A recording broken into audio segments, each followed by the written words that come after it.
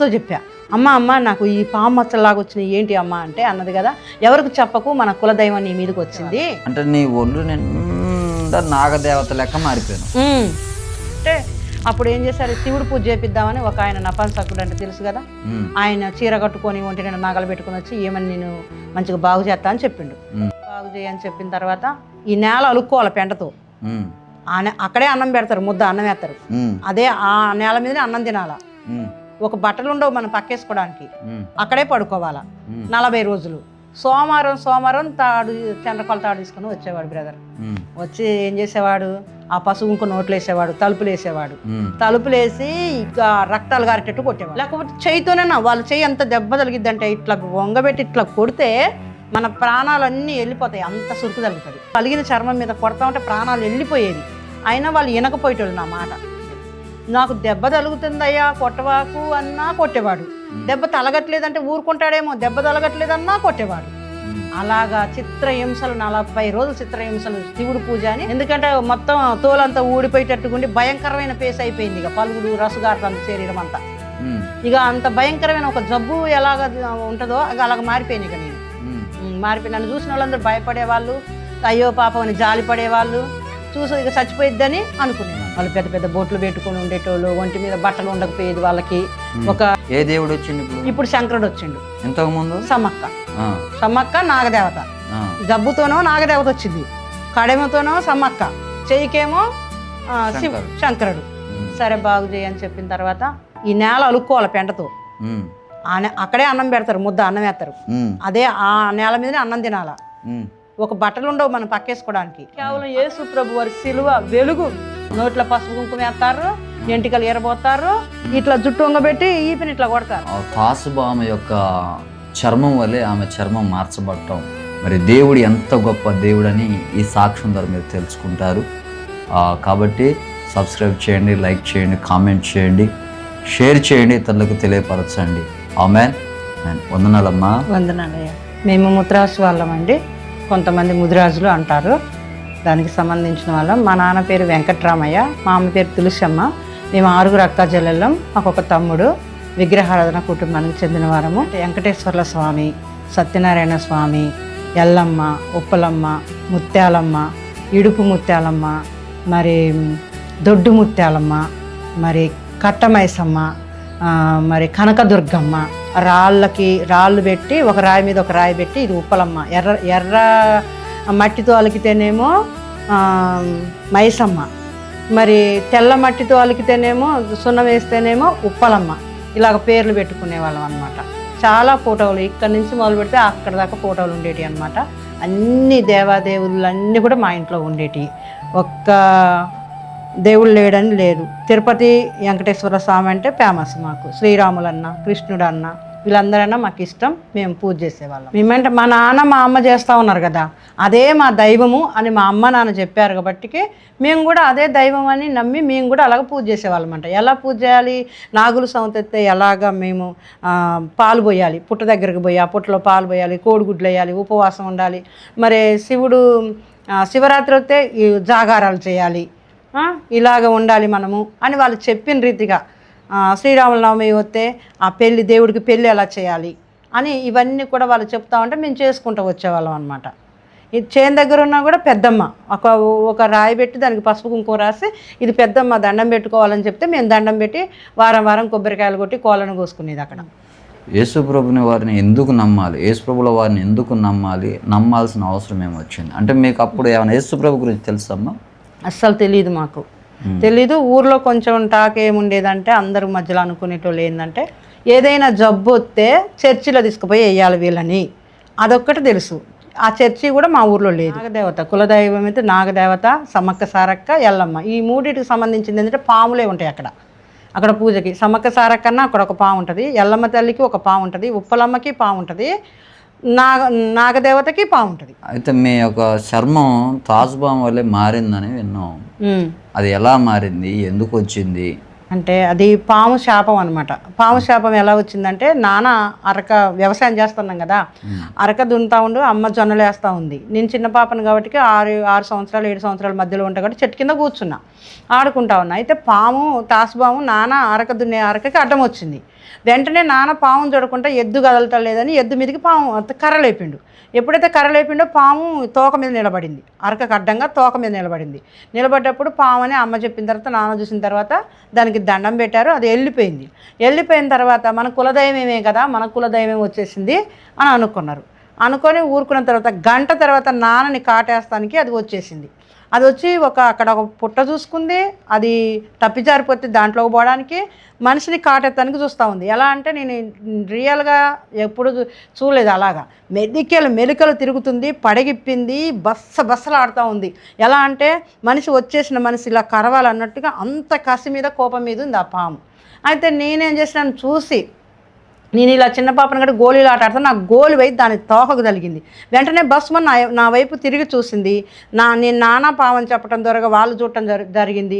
నేనే చెప్పిన కాబట్టికి ఆ శాపం అనేది, ఆ పడగ నాలుకేసి కొట్టిన శాపం నా మీదకి వచ్చింది. గోళీలు ఆట ఆడుతుంటే ఆ నాన్న గర్తానికి బస్సులాడే పాముకి ఈ తోకకు పోయి ఇది తగిలిందనమాట. గోళీ తగిలింది. తగిలినప్పుడు నన్ను బస్సుమని వెనక్కి తిరిగి చూసింది. నేను భయపడుతూ అక్కడ నిలబడ్డా. నాన్న కరవబోయేసరికి నేను పావనేసరికి కిందికి చూసిండు కదా, వెంటనే తను తప్పించుకుండు. ఆ పుట్టలో పోయిన పావుని ఆ చుట్టుపక్కల చాలలో ఉన్న వారిని పిలిచి నాన్న చంపుదామని చూస్తే పడగ ఇట్లా ఉంటుంది కదా, పడగకి అటు ఇటు దిగింది ఆ గడ్డపార అనేది. ఆ పాము నాకెళ్ళి తిరిగి చూసి పడగ నాలుకేసి కొట్టింది.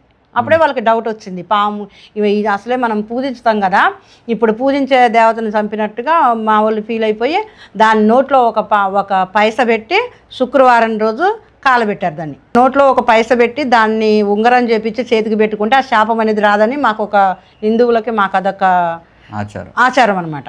అయితే దాన్ని నోట్లో పైస పెట్టి శుక్రవారం కాలబెట్టారు. శనివారం శుక్రవారం ఆ పాము మొత్తం కాలిపోయింది, ఎముకలే ఉన్నాయి. ఆదివారం రోజు మరలా బాక్స్ పట్టుకొని చేనుకి వెళ్ళాను నాన్న కోసం. నాన్న చేను దగ్గరే ఉంటాడు అనమాట. ఇంకొక పాము సేమ్ చచ్చిపోయిన పాము ఎలా ఉందో అదే పాము ఈ పాముని ఎత్తుకుతుంది. ఎత్తుకుంటే నేను ఆ పాము వెంట తెలిగి వెళ్తా ఉన్నా అనమాట. ఆ పాము ఎడిపోతే నేను అటు పోతా ఉన్నా, దాని వెనక తలిగి పైన బాక్స్ పెట్టుకున్న నెత్తి మీద పోతా ఉన్నా. పోతే పక్కన అబ్బాయిని పిలిచిన, అబ్బాయికి ఇచ్చిన, ఒకసారి రా నేను మనం చంపిన పాము లెక్కనే ఉంది ఇంకో పాము అని చెప్పేసరికి ఆ అబ్బాయి వచ్చిండు. ఆ అబ్బాయి చూసి నిజంగానే అది వెతుకుతుంది ఈ పావుని, మాకు అర్థమైపోయింది అనమాట. అది వెతికేది ఈ పుట్టలో పోతుంది బయటకు వస్తుంది, ఆ పుట్టలో పోతుంది బయటకు వస్తుంది కదా, ఇది పావుని ఎతుకుతుందని. లాస్ట్కి ఈ పావును కాలబెట్టిన బూడిదలోకి ఈ పాము వచ్చింది. వచ్చి మెలికలు తిరిగి ఈ పాము కూడా నేలకేసి కొట్టింది పడిగ దాంట్లో ఆ బూడిదలో. ఇప్పుడు ఈ పాము పడిగిపోయి నేలకేసి గుండ్రగా తిరిగి పడిగి నేలకేసి ఎట్టగొట్టిందో, ఈ పాము చచ్చిపోయేటప్పుడు పొడవుగా ఎలా నేలకేసి కొట్టిందో, ఈ 2 మచ్చలు నా ఒంటి మీద వచ్చినాయి. కంట్లం ఎలా ఉంటుంది దానికి, అలాంటి మచ్చలు మొత్తం నా మీదకి వచ్చేసినాయి, పాము మచ్చలు. వెంటనే ఈ కాలు మీద ఒకటి, ఈ కాలు మీద 2 మచ్చలు, ఈ కాలు మీద రెండు పాములు అనమాట.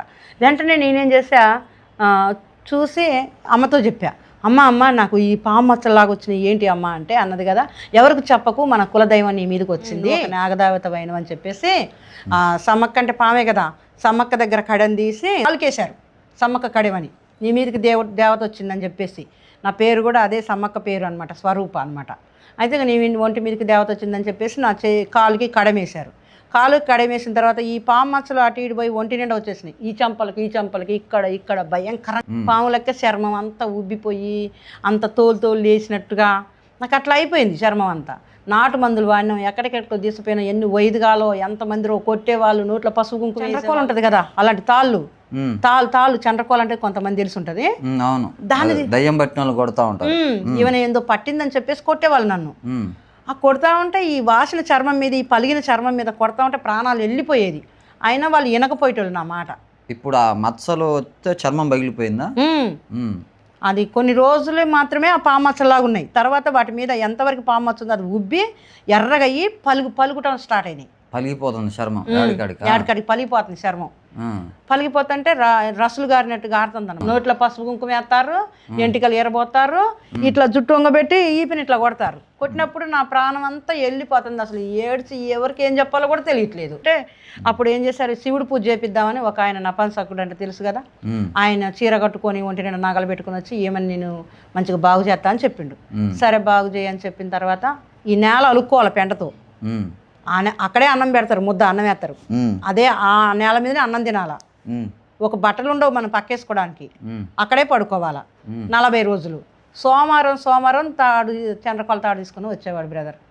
వచ్చి ఏం చేసేవాడు, ఆ పసుపు ఇంకో నోట్లు వేసేవాడు, తలుపులు వేసేవాడు. తలుపులు వేసి ఇక రక్తాలు గారేటట్టు కొట్టేవాడు. నాకు దెబ్బ తలుగుతుందయ్యా కొట్టవాకు అన్నా కొట్టేవాడు. దెబ్బ తలగట్లేదంటే ఊరుకుంటాడేమో, దెబ్బ తలగట్లేదన్నా కొట్టేవాడు. అలాగా చిత్రహింసలు 40 రోజులు చిత్రహింసలు. శివుడు పూజ అని ఒక రాగి 5 రకాల రాగి, ఇత్తడి, ఇనుము అలాంటివి చేపించి ఒక కడెని చేపించి శంకరుడు కడెని చేయికేశారు. దేవుడు వచ్చేసిండేమో మీదకి అని చెప్పేసి సమ్మక్క కడెం, చేయికేమో ఈ శంకరుడు కడెం, నా మీదకి దేవుడు వచ్చిండని చెప్పేసి. ఏ దేవుడు వచ్చిండు ఇప్పుడు శంకరుడు వచ్చిండు. ఇంతకు ముందు సమ్మక్క నాగదేవత. జబ్బుతోనో నాగదేవత వచ్చింది, కడెమతోనో సమ్మక్క, చెయ్యికేమో శంకరుడు వేశారు. వేసిన తర్వాత ఇక ఏ దేవుడు కాపాడలేదు, ఎక్కడ తీసుకుపోయినా ఏ దేవుడు కాపాడట్లేదు. ఈ 40 రోజులు మట్టి మీద ఎవరైనా అన్నం కలుపుకొని తింటారా బ్రదర్? తెలిసి తెలవని ఏజ్లో ఆ మట్టిలో కలుపుకొని తినలేంగా, ఆ పెండ చూసి మనం తినలేంగా, పచ్చి పెండ మీద అట్లా అన్నం లేక, ఆదరణ లేక, ఈ కొట్టుడికి మనిషి ఇంకా వీక్ అయిపోయి వాళ్ళు పెద్ద పెద్ద బొట్లు పెట్టుకుని ఉండేటోళ్ళు. ఒంటి మీద బట్టలు ఉండకపోయేది వాళ్ళకి, ఒక నెక్కర్ లాంటిది లేకపోతే ఒక పంచ లాంటిది అలాంటివి కట్టుకునే వాళ్ళు, సొక్కాలు ఉండవు వాళ్ళకి, ఒంటి నిండా బొట్లు పెట్టుకునే వాళ్ళు. చాలా భయం వేసేది వాళ్ళని చూస్తే. వాళ్ళకి జుట్టు ఉండేది, బొట్లు ఉండేటి. లేకపోతే చేయితోనే వాళ్ళ చేయి అంత దెబ్బ తగిలిద్దంటే ఇట్లా వంగబెట్టి ఇట్లా కొడితే మన ప్రాణాలన్నీ వెళ్ళిపోతాయి, అంత సురుకు తగులుతుంది. నీకు బట్టిన దేవతను వదిలేస్తాం రా అని చెప్పి అట్లా కొట్టేది. ఇప్పుడు ఈ ఒంటి మీద ఉండకూడదు, మరి పెళ్లి కావాల్సిన పిల్ల, అమ్మ చెప్పేదిగా, పెళ్లి కావాల్సిన పిల్ల మీద దేవుడు వచ్చిందంటే ఎట్టయ్యా మరి. లేకపోతే చేయితోనే వాళ్ళ చేయి అంత దెబ్బ తగిలిద్దంటే ఇట్లా వంగబెట్టి ఇట్లా కొడితే మన ప్రాణాలన్నీ వెళ్ళిపోతాయి, అంత సురుకు తగులుతాయి. మరి ఆ దేవత పోవాలా, వీళ్ళు మొక్కునేది, బాగా మొక్కేది, బాగా ఏడ్చేది. కల్లులు, అవి సమ్మక్కతలకి కళ్ళు, సారా, మందు, బీరు, బ్రాండ్ అలాంటివి పోసేటోళ్ళు. అలాంటివి పోసి మొక్కేవాళ్ళు. అలాంటివి పోసి మొక్కుకుంటా దేవత నువ్వు కాపాడమ్మా. నాకు అలాంటి టైంలో నాకు కూడా కొంత పోసేవాళ్ళు. దేవత ఉందిగా ఒంటి మీద, నాకు కూడా కొంత పోసేవాళ్ళు. నీ ఒంటి మీదకి వచ్చిన దేవతే కదా? దేవతే. మరి ఎందుకు కొట్టాలా దేవతని? దేవత ఒంటి మీద ఉన్నప్పుడు కొడతాడా? కొట్టడు. కానీ ఇది ఆల్రెడీ పాము తీరుగా అల్లుకొని పోయింది, శరీరంలో అల్లుకొని పోయింది. మళ్ళీ శివుడు ఉండాలంట, ఏం కదంట, శివుడు మళ్ళీ ఒంట్లో ఉండాలంట, సమ్మక్క ఉండాలి, ఈ పాము మచ్చలు పోవాలి. ఇప్పుడు దేవత అనేది ఒంటి మీదకి వెళ్ళి పోవాలి, పెళ్లి కావాలి మా పిల్లకి. మరి దాని తర్వాత 4 ఉన్నారు, వాళ్ళకి పెళ్లి కాదు. ఇది ఎట్టయినా మీరు విడిపించాలి అన్నట్లు అనమాట. అన్ని గుళ్ళు దేవతలు మొత్తం తిప్పారు. ఎక్కడెక్కడ తీసుకుపోయారు, వైదికులు మాట్లాడటం, చేయటం, డబ్బులు, బొచ్చే డబ్బులు, ఎక్కడికి పోయినా డబ్బులతోనే పని. డబ్బులు లేకుంటే ఏ పని చేయరు. అడిగి పోగానే వాళ్ళంటారు అమ్మ, చెల్ల, రామ్మ అంటారు. వాళ్ళ దగ్గర ఇంత కోటర్ సీసాలు ఉంటాయి ఈ మందు. వాళ్ళు ఆడవాళ్ళే ఇట్లా వలేసుకుంటారు, ఆడవాళ్ళు కొంతమంది ఇట్లా వలేసుకుంటారు, పైన వలేసుకొని ఈ సీసా తీసి మూత తీసి, సీసా దేమంటారు మనల్ని, మనం సీసా తీసుకురైతే సీసా తాగి మళ్ళీ అక్కడ పక్కకు పెట్టి మళ్ళీ మనకి చెప్పేవాళ్ళు. వాళ్ళు తిరుపతి మొక్కు సంవత్సరం పోయేవాళ్ళం. ఒక్క సంవత్సరం కూడా మిస్ కాదు. డబ్బులు లేకపోతే అప్పేం తీసుకుని పోయేవాళ్ళం. మళ్ళీ నడుచుకుంటూ పోయేవాళ్ళం అనమాట. పోయి ఎంటికలు తలనీలాలు ఇచ్చేసి వచ్చేవాళ్ళం. అంటే నీ ఒళ్ళు నిండా నాగదేవత లెక్క మారిపోయాను. ఎందుకంటే మొత్తం తోలంతా ఊడిపోయేటట్టుకుండి భయంకరమైన పేస్ అయిపోయింది. ఇక పలుగుడు రసుగారుతుంది శరీరం అంతా. ఇక అంత భయంకరమైన ఒక జబ్బు ఎలాగ ఉంటుందో ఇక అలాగ మారిపోయాను. ఇక నేను మారిపోయి నన్ను చూసిన వాళ్ళందరూ భయపడేవాళ్ళు, అయ్యో పాపం అని జాలి పడేవాళ్ళు, చూసి ఇక చచ్చిపోయిద్దని అనుకునేవాళ్ళు. ఇప్పుడు నాగదేవత లెక్క వచ్చి మరి ఆకారం అంతా మారిపోయి మళ్ళా పగిలిపోయి రసిగారి, మరి డాక్టర్ల దగ్గరికి వెళ్ళలేదమ్మా? వెళ్ళినాం, ఇంగ్లీష్ డాక్టర్ల దగ్గర కూడా వెళ్ళినాం. అయితే వెళ్తే ఖమ్మం, కొత్తగూడెం, ఈ ఊరు వీళ్ళందు మందులు వాడినాం. మందులు వాళ్ళు ఈ వారం ఒక రకమైన మందులు ఇచ్చేది, ఒంటికి రాసుకోవడానికి ఒకటి ఇచ్చేది. పోయిద్దమ్మా ఇది ఒక రకమైంది ఏదో అని చెప్పేటోళ్ళు. వాళ్ళు అది ఏం జబ్బు అన్నా కూడా చెప్పకపోయేటోళ్ళు. వాళ్ళకి ఏం తెలియదు, ఆ జబ్బు పేరు కూడా వాళ్ళు చెప్పకపోయేటోళ్ళు. ఆ ట్యూబ్ లాంటివి ఇచ్చేటోళ్ళు, టాబ్లెట్లు ఇచ్చేవాళ్ళు. ఎన్ని వేసుకున్నా కూడా ఏది గింత రిప్లై కూడా లేదు. ఆ నొప్పులు తక్కువ కాకపోయేది, మరి కొంచెం కూడా బాధ, నాలో ఉన్న బాధ కొంచెం కూడా తక్కువ కాకపోయేది. శరీరం బాగా మంట వచ్చేది. ఇలా ఎండాకాలం ఉంటే ఆ ఎండాకాలంలో మంటకు తట్టుకోలేకపోయేదాన్ని. మరి అయితే మరి దీనికి విడుదల మీకు ఎలా దొరికింది? యేసు ప్రభువు వారు మీకు ఎట్లా పరిచయం అయ్యారు? ఎట్లా పరిచయం ఏంటంటే, ఇప్పుడు ఒక ఆమె వచ్చింది మా దగ్గరికి. వచ్చి అయ్యో ఇక్కడ ఈ అమ్మాయిని పలానా ఊరు తీసుకపోతే తక్కువ అవుతుంది, హైదరాబాద్ అవతల అనమాట అని చెప్పారు. చెప్తే మరి ఎవరు క్రైస్తవ హాస్పిటల్ క్రైస్తవ హాస్పిటల్ అంటే అక్కడ మందుల కంటే ఎక్కువగా ప్రార్థనలు జరుగుతాయి, ప్రార్థనలే ఉంటాయి అక్కడ, వాక్యము ప్రార్థనలు ఉంటాయి అనమాట. అక్కడికి నన్ను తీసుకుపోవడానికి ఆమె వచ్చి నాతో చెప్పిన తర్వాత ఆ భయంకరమైన స్థితిలో అమ్మ నన్ను తీసుకొని పోతుంటే ఎవరైనా చూసి నన్ను చూసి భయపడతారేమోనని నీకు ఇలా ముసుకేసేటోళ్ళు. ముసుకేసింది నాకు, ఈ కళ్ళ వరకే బయటికి కనిపించాలి, ఇంకేం కనిపించద్దు బయటికి.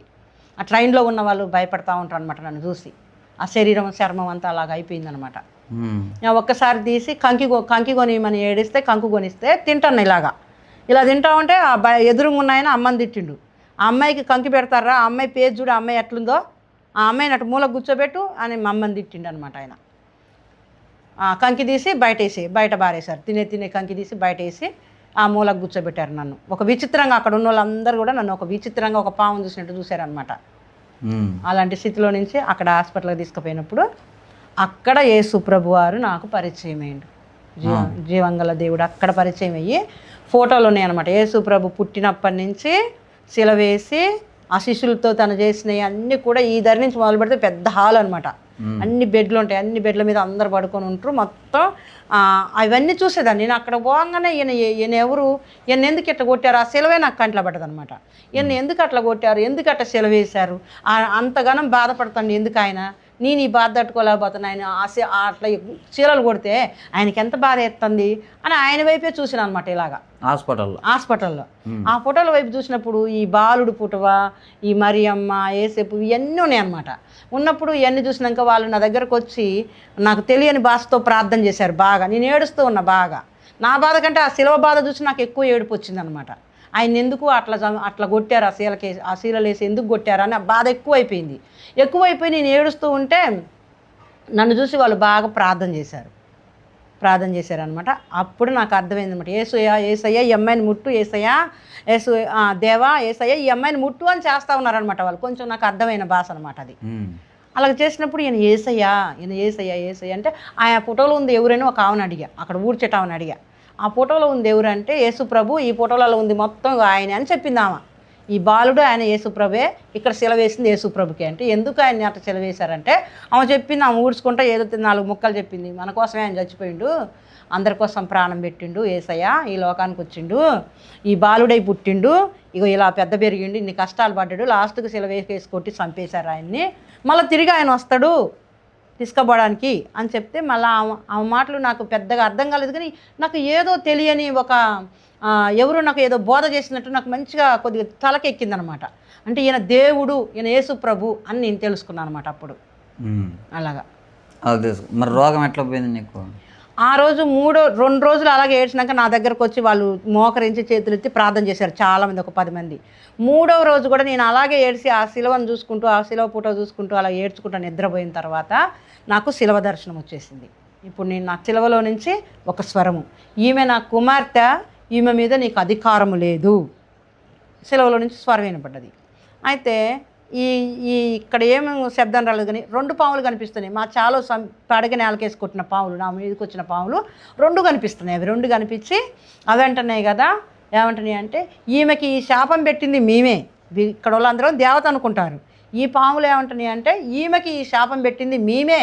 ఆ 2 పాములు మాట్లాడి తర్వాత ఈ శిలవలో నుంచి మళ్ళొక స్వరం, నీ శాపాన్ని విడిపించువాడను నేనే, నీ శాపాన్ని విడిపించేవాడును నేనే అని దేవుడు మళ్ళీ నాతో ఆ స్వరం అనేది నాకు వినిపించింది అనమాట. ఎక్కడ? హాస్పిటల్లో 3వ రోజు ఎప్పుడైతే ఆ స్వరం నాకు వినిపించిందో, ఆ వెలుగు నా మీద పడ్డదో, పలిగిపోయిన శరీరం అంతా తెల్లారేసరికి మొత్తం మన మామూలుగా అయిపోయింది, చాలా వరకు తగ్గింది, నార్మల్గా మొత్తం క్లియర్ అయిపోయింది. మొత్తం నార్మల్. ఆ వాపు పోయింది, ఉబ్బు పోయింది, ఆ మచ్చలు పోయినాయి, పాము మచ్చలు అనేది లేదుగా.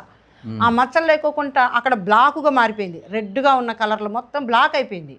బ్లాక్ అయిపోయిన తర్వాత ఒక వారం రోజులు 10 రోజులల్లా శరీరం మొత్తం తెల్లగా అయిపోయింది. నా శరీరం నేను కొంచెం తెల్లగా ఉంటా, అంతకంటే ఎక్కువగా తెల్లగా వైట్గా మారిపోయినా నేను. ఇక మంచి మనిషి అంతా ఒక రూపంలో కొత్తగా అయిపోయింది. ఇక నేను ఒక మంచి రూపం వచ్చేసింది నాకు. ఆ రూపాన్ని చూసి అక్కడ ఉన్న వాళ్ళే ఈ అమ్మాయిని ఇక్కడే ఉంచుకొని, ఇక్కడ పెళ్లి చేసి, ఇక్కడ జాబ్ ఇచ్చి ఇక్కడే ఉంచుకుందాం ఈ అమ్మాయిని, వాళ్ళకి దోలొద్దు, వచ్చినప్పుడు ఆ అమ్మాయి రూపం ఎట్టుంది, ఇప్పుడు ఎలా మారిపోయింది. నా జుట్టుకు అప్పుడు జుట్టు తీసేశారు, కొంచెమే జుట్టు ఉండే. ఒక 3 నెలలకి నా జుట్టు మొత్తం బారుగా అయిపోయింది, ఇంత పెద్ద జడ జుట్టు కూడా బారుగా అయిపోయింది అనమాట. వాళ్ళకి నన్ను అక్కడి నుంచి తోలబుద్ధి కాలేదు. మళ్ళీ నేను పరిచర్య కూడా చేస్తున్నా కదా అక్కడే వాళ్ళు నన్ను ఉంచాలి అని నిర్ణయించుకున్నారనమాట. అక్కడనే ప్రార్థన చేసి అక్కడనే నేను ఈ విధంగా ప్రార్థన చేయటం ద్వారా దేవుడు దర్శించి నువ్వు అక్కడనే బాగా అయిపోయినా ఆ విధంగా యేసుప్రభుని నమ్ముకున్నావు. 400 పాటలు 400 పాటలు రాసిన. ఓకే. నమ్ముకున్నాక వచ్చినాక అందరు నమ్మారా మరి నేను యేసుప్రభుని నమ్ముకున్నాను చెప్పినావా? చెప్పిన, ఇంట్లో కూడా చెప్పిన. ఒకనొక రోజు ఒక కఠినమైనది నాకు ఎదురైంది. మా నాన్న చెప్పాడు. మా నాన్న కూర్చున్నా లేచినా శివ శంకర నారాయణ రామ పరంధామ అని అంటాడు అనమాట. కూర్చున్నప్పుడు ఇదే మాట అంటాడు, లెగిసినప్పుడు ఇదే మాట అంటాడు మా నాన్న. అలా అనంగా నాకు అలాగ వచ్చేసింది. అలాగ అనేవాడు అనమాట. మా నాన్నకు ఒకరోజు బాగా ఒళ్ళు నొప్పులు జ్వరం బాగా అయిపోయింది. అనేకమైన ప్రజలు నా దగ్గరకు వచ్చి ప్రార్థన చేయించుకొని పోతా ఉన్నారు. వాళ్ళకి అందరికీ తక్కువ అవుతుంది. అప్పుడు మా నాన్న ఏమన్నాడు, ఈరోజు శనివారం, ఈరోజు నాకు కొబ్బరి నూనె రాత్రి ఏసు రక్తం అని నాకు రాసి ప్రార్థన చెయ్యి, నాకు తక్కువైతే నువ్వు రేపు చర్చికి పో, లేకుంటే చర్చి లేదు, యేసుప్రభు లేడు, దేవుడు లేడు, ఏమి లేడు అని చెప్పిండు. అది తెలిసి తెలియని ప్రార్థన నాది. అప్పుడు మా నాన్నకు మీద కూర్చొని ఆ చిన్న పాపను కాబట్టి బోర్లో ఇలా పడుకుంటే మా నాన్న ఏసు రక్తం తీసుకొని సిలవలేసి ఒళ్ళంతా తలకి మొత్తం పట్టించి ప్రార్థన చేసి ఆ రాత్రి అంతా నిద్రపోకుండా ప్రార్థన చేసిన. ఎందుకు అంటే చర్చికి పోకుండా ఉండలేవని నేను. చర్చి అంటే నాకు అక్కడ అలవాటు అయిపోయింది. ప్రతిరోజు పోయేదాన్ని, ఇక్కడ వారానికి ఒక్కసారే. అలాగ నాకు అలవాటు అయిపోయి నేను చర్చికి ఇక తోలుతాడు అని చెప్పేసి మా నాన్న మాటే మాకు వేదవాక్కు. మా నాన్న ఏది చెప్తే మేము అదే చేసేవాళ్ళము. అంత కండిషన్గా పెంచిండు అనమాట మా నాన్న. 6 ఆడపిల్లలం అయినా కూడా మా చేను పని ఏందో మేమేందో అలా పెరిగినాం అనమాట మా నాన్న ముందు. అయితే ఇక మా నాన్నకి ప్రార్థన చేసినాక తెల్లారి ఆదివారము నేను లేచి మా నాన్న ఎటు వెళ్తే అటు వెళ్తా ఉన్నా. అసలు తక్కువైందా కాలేదా, నాకు ఈరోజు చర్చి ఉంటుందా ఉండదా, అసలు మా నాన్నకి తక్కువైందని చూస్తా ఉంటే 8 గంటలకి నన్ను పిలుస్తుండు, స్వరూపా దేవుడు గొప్పవాడు, నువ్వు నమ్ముకున్న నీ దేవుడు గొప్పవాడు, ఒక్క నొప్పి లేదు నాలో, ఏ జ్వరము లేదు, ఏది లేదు, నిన్న ఉన్న స్థితికి నాకు చాలా భయంకరంగా ఉన్నా దేవుడు నన్ను ముట్టిండు అని మా నాన్న సాక్ష్యం చెప్పిండు. దేవుడికి మహిమ కలుగును కాక. ఈ విధంగా నువ్వు యేసుప్రభువుని నమ్ముకున్నావు. ఇప్పుడు సేవ చేస్తున్నావమ్మా? చేస్తున్నా సేవ చేస్తున్నా. అనేకమైన ప్రజలు ప్రార్థన చేయించుకోవడానికి వస్తారు. మరి మొన్ననే పేదలకి ఒక 40 మందికి చీరలు పంచి భోజనాలు పెట్టడం జరిగింది మందిరం ద్వారాగా. కొంతమంది సహకారాలతో పెట్టడం జరిగింది. పాస్టర్ అమ్మగారు అని పిలుస్తారు.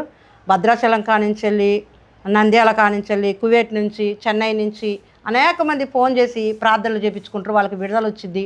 మళ్ళీ వాళ్ళ సాక్ష్యాన్ని నాతో పంచుకుంటారు. మాకు దేవుడు విడుదల ఇచ్చిండమ్మా, మీ ప్రార్థన వల్ల దేవుడు మమ్మల్ని ముట్టిండు, తాకిండు అని చెప్తారు. దేవుడు మిమ్మల్ని మంచి సాక్షిగా వాడుకుంటున్నారు. 400 చిల్లర పాటలు రాసిన అందరికి వందనాలండి. ఇది సాక్ష్యం. చదవటం రాదండి, ఒక మొక్క రాదు, కానీ దేవుడు మరి అట్లా మచ్చలతోటి చచ్చిపోతామని చెప్పారు డాక్టర్లు. అందరు డాక్టర్లు చచ్చిపోతామన్నారు. ఊరు ప్రజలు కూడా వచ్చి అందరూ ఏమో చచ్చిపోయిద్దని మంచం బయట వేసి చెద్దరే నా పైన కప్పితే ఇలా తీసి ఇలా చూసేవాళ్ళు అనమాట. చూసి ముఖం చూసి అలా కప్పి వెళ్ళిపోయేవాళ్ళు. చివరి చూపని మరి నువ్వు బతకనని చెప్పారు. ఇట్లా ఇక ఎప్పుడైతే హాస్పిటల్లో ఒక దర్శనం వచ్చిందో దేవుడు ఆమె దర్శించిండో, బాగుపడ్డది, యేసుప్రభు సాక్షికి నిలబడ్డది. ఇన్ని దేవుళ్ళ కాడికి తిరిగినా నాకు దేవుడు అంటే చాలా ఇష్టము. ఎంత పూజ చేసేవాళ్ళం అంటే అంత పూజ చేసేవాళ్ళము. మా అమ్మ అడిగేది నా బిడ్డ బాధ పోగొట్టాలి అని. మా అమ్మ పూజలు చేసేది. మీరు శక్తిగా ఉంటే నా బిడ్డను కాపాడండి. యాటపోతులు కోసేవాడు మా నాన్న. నెలకు ఒక యాటపోతు కోసేవాడు, వారానికి ఒక కోడి కోసేవాడు. కొబ్బరికాయలు ఇంట్లో ఎప్పుడు కూడా కొట్టిన కొబ్బరికాయలు ఉండేవి, ఊది బస్తీలు. మేము చాలా పూజలు చేసేవాళ్ళం. నిజంగా నేను ఒకటి చెప్పాలి, ఎందుకు అంటే నిజంగా మరి దేవుడు అనేవాడు ఎవరైనా ఉంటే నన్ను స్వస్థపరచాలి అని నేను ఎంతగానో తెలిసి తెలియని ఏజ్లో శివుడు అంటే శివుడికి సాగిలపడి ఆ యొక్క పెండల్ని అన్నం తిన్నా. మరి సమ్మక్క అంటే సమ్మక్క కడి వేసుకున్నా, కాలుకి సమ్మక్క కడి, చేతికి శివుడి కడి వేసుకున్నా. తిరుపతి నడుచుకుంటూ పోయేవాళ్ళము. సమ్మక్క కాడికి పోయేవాళ్ళం. నా ఎంట్రుకలు అక్కడే ఇచ్చేసినాం. నా పేరు స్వరూప అని సమ్మక్క పేరు పెట్టారు. నాగదేవత నీ ఒంటి మీదకి వచ్చింది అన్నారు. కానీ ఎక్కడా రిప్లై దొరకలేదు నాకు. నన్ను ఏ దేవుడు స్వస్థపరచలేదు. నేనున్నాను, భయపడుకొని నాకు అభయం ఇచ్చిన వాళ్ళు ఎవ్వరూ లేరు. కానీ ఒక యేసు ప్రభే నీ శాపాన్ని నేను విడిపిస్తా అన్నాడు. నీవు నా కుమార్తెవని చెప్పిండు నా యేసు ప్రభు. ఆయన వెలుగు నా మీదకి వచ్చినాకనే నేను స్వస్థత పొందుకున్నా. కేవలం ఒక మందు లేదు, ఒక దెబ్బ కొట్టలేదు, నా శరీరం ఎటు హింసపడలేదు. నేను ఎవరి దగ్గరకు పోయినా ఒక దెబ్బ కొట్టకుండా స్వస్థత పొందుకోలేదు. వాళ్ళు వలలేసుకొని ఉండేటోళ్ళు, కొంతమంది తాళ్ళు తీసుకొని కొట్టేవాళ్ళు, ఈ ఎంటికలు ఎరబోసి నోట్లో ఇంత పసుపు కుంకుమ వేసేవాళ్ళు, వంగబెట్టి ఇట్లా ఈపిన కొట్టేవాళ్ళు. చాలా నేను దెబ్బలతో తిన్నా కానీ ఎక్కడికి పోయినా స్వస్థత పడలేదు. ఎక్కడ పోయినా ఇంత పెద్ద సూదులు వేసేవాళ్ళు. నా శరీరానికి ఏది కూడా స్వస్థత కాలేదు. కానీ కేవలం యేసు ప్రభు వారి సిలువ వెలుగు నన్ను స్వస్థపరిచి నా శరీరాన్ని నూతనంగా మార్చింది. దేవుడికి మహిమ కలుగును గాక.